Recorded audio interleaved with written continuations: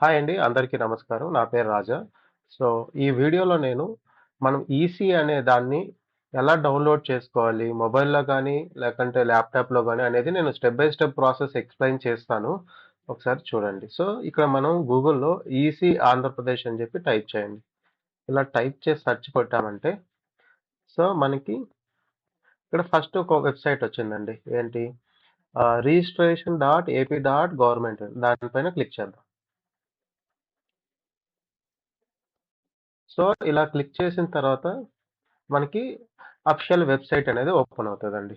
So మన EC అనేది so ఇక్కడ EC for information only signed EC signed CC ఇవి మనతో వీటితో మనకు అవసరం లేదు. Just EC for information only అనే దానిపైన క్లిక్ చేయండి అండి. ఫస్ట్ ఆప్షన్ పైన క్లిక్ చేస్తే సో మనకి ఈ విధంగా కనిపిస్తుంది.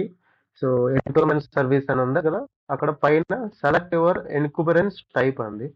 సో మీ దగ్గర డాక్యుమెంట్ నంబర్ ఉంటే, సో ఇప్పుడు మీరు ఒకరి దగ్గర నుంచి ల్యాండ్ కొనుక్కున్నారు, వాళ్ళ డాక్యుమెంట్ నెంబర్ ఉంటుంది కదండి, జస్ట్ ఆ డాక్యుమెంట్ పైన నెంబర్ ఉంటుంది కదా, అది ఎంటర్ చేసి ఆ రిజిస్ట్రేషన్ ఆ ఇయర్ ఎంటర్ చేసి తర్వాత ఏ ఏ సబ్ రిజిస్టర్ ఆఫీస్లో అయిందో ఎంటర్ చేసి సర్చ్ కొట్టేస్తే మీకు కంప్లీట్ డీటెయిల్స్ వచ్చేస్తాయండి. సో అదొక టైప్.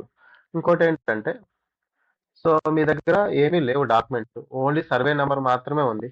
అప్పుడు మీరు ఏం చేయాలంటే నన్ను అనే ఆప్షన్ సెలెక్ట్ చేసుకోవాలి. ఇక్కడ నేను అనేది ఒక డిస్టిక్ ఇది డమ్మీగా చూపిస్తానండి. సో నేను చిత్తూరు డిస్ట్రిక్ట్ సెలెక్ట్ చేసుకుంటున్నా, తిరుపతి సెలెక్ట్ చేసుకుంటున్నా. సో ఇలాగా తిరుపతి సెలెక్ట్ చేసుకోండి.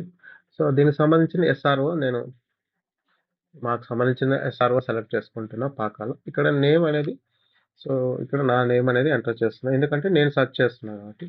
సో నేమ్ అనేది కంపల్సరీ మ్యాండేటరీగా ఎంటర్ చేయాలండి. సో ఇక్కడ టూ టైప్స్ ఉన్నాయి. మీరు మీకు సంబంధించిన ఫ్లాట్స్ కానీ సైట్స్ ఉంటాయి కదండి, ఇప్పుడు మనకి సిటీస్లో కానీ టౌన్లో కానీ మన సైట్ కొనుక్కో ఉంటాం కదా టౌన్స్లో, ఆ సైట్లు లేకంటే ఊర్లో ఉన్న సైట్స్, మన ఇంటి ఉంటాయి కదా, ఇంటి జాగాలు అవన్నీ ఇక్కడ ఫస్ట్ ఆప్షన్ అనేది దానికి రిలేటెడ్. అది సెలెక్ట్ చేసుకోవాలంటే మనకి ఫ్లాట్ నెంబర్ కానీ అపార్ట్మెంట్ నేమ్ కానీ సర్వే నెంబరు ఇవన్నీ డీటెయిల్స్ అనేది ఇక్కడ హౌస్ నెంబరు విలేజ్ ఈ డీటెయిల్స్ అనేవి ఎంటర్ చేసిన తర్వాత ఇక్కడ బౌండరీస్ ఉంది, ఇవంతా ఆప్షనల్ అంతే అండి, ఖచ్చితంగా ఎంటర్ చేయాల్సిన పని లేదు. సో ఇవన్నీ ఎంటర్ చేసిన తర్వాత ఇక్కడ ఈసీ అనేది మనకి 1983 సంవత్సరం నుంచి 2025 సంవత్సరం వరకు మాత్రమే. అంటే 83కు ముందు అయితే మనం సబ్ రిజిస్టర్ ఆఫీస్కి వెళ్ళి చెక్ చేసుకోవాలి. ఇక్కడ ఈ క్యాప్చా ఎంటర్ చేస్తే సబ్మిట్ కొడితే వచ్చేస్తాయండి. ఇక్కడ నేనేం చూపిస్తున్నానంటే ఓన్లీ అగ్రికల్చర్ ల్యాండ్స్కి మాత్రం నేను చూపిస్తున్నాను. సో ఇక్కడ సర్వే నెంబర్ అనేది, సో సో నేను 131 అనేది ఎంటర్ చేశాను. సో రెవెన్యూ విలేజ్ ఎంటర్ చేస్తాను, అదే మ్యాండేటరీ ఏం కాదు, జస్ట్ తర్వాత నేను బౌండరీస్ ఏమి ఎంటర్ చేయలేదు, జస్ట్ ఒక సర్వే నెంబర్ ఎంటర్ చేశాను. సో ఇక్కడ ఈ బౌండరీస్ అనేది నాకు ఏం తెలియదు అనుకోండి, ఈ ఏరియాస్ అనేది ఏమీ అవసరం లేదు, జస్ట్ సర్వే నెంబర్ ఒకటి సెలెక్ట్ చేసుకున్నా అంతే అండి. ఇప్పుడు చూడండి, సో ఈ క్యాప్చా ఉంది కదా, అది ఎంటర్ చేయండి. సో అది ఎంటర్ చేసిన తర్వాత సబ్మిట్ కొడదాం. ఓకే, ఈ నంబర్ పైన మనకి ఏమీ డాక్యుమెంట్స్లో నేను బ్యాక్ వెళ్ళి మళ్ళీ నేను సర్వే నెంబర్ సెట్ చేస్తాను.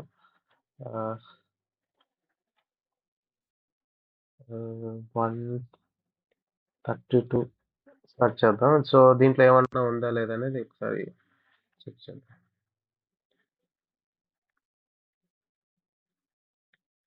సో ఇలాగా దీనిపైన సబ్మిట్ బటన్ పైన క్లిక్ చేయండి. సో ఈ సర్వే నెంబర్ పైన కూడా నో డీటెయిల్స్ అంటుంది. సో నేను ఫైనల్గా ఇంకొకటి ఎంటర్ చేస్తా, 161 ఎంటర్ చేస్తా, చూద్దాం.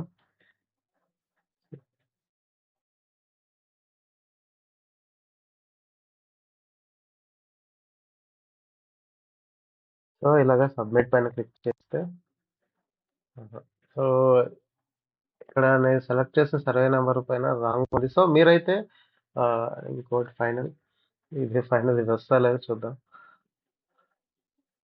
ఇదైతే రావాలి.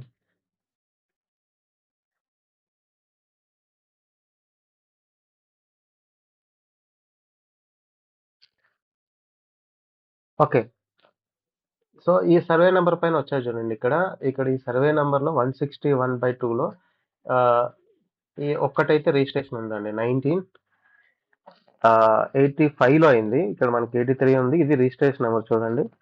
సో, ఈ విధంగా ఒకటి మాత్రమే రిజిస్టర్ అయింది. ఇక్కడ ఎవరికి పక్కన వాళ్ళ సైడ్ ఏముంది, బండి బాట ఇవన్నీ ఉన్నాయి గదా! ఈ విధంగా చెక్ చేసుకోవడం అంతే అండి.